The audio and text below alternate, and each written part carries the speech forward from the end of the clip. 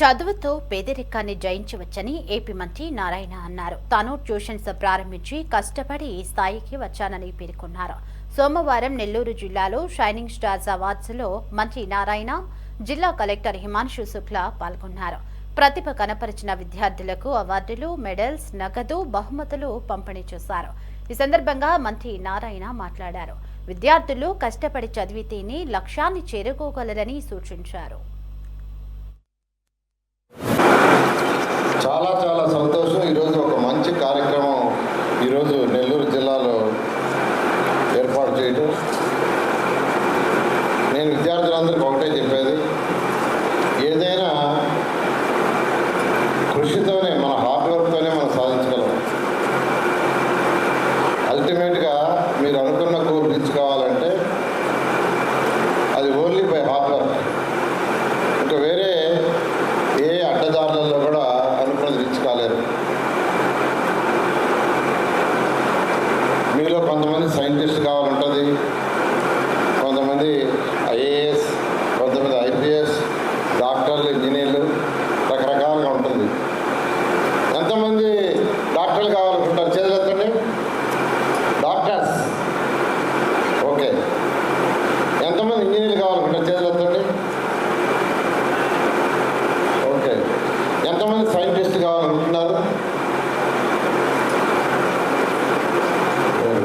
ఎంతమంది police officers?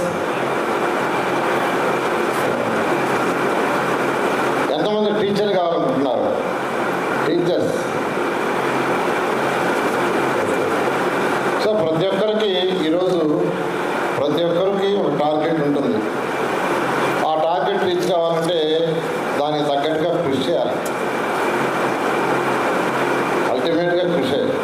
ఈరోజు నేను ఇక్కడ నిలబడి ఈరోజు మాట్లాడుతున్నానంటే అది కేవలం హార్డ్ వర్క్. నేను నమ్ముకున్నది హార్డ్ వర్క్ని. చిన్నప్పుడు నేను సరిగా చదవాలా, ఎక్కువగా గేమ్స్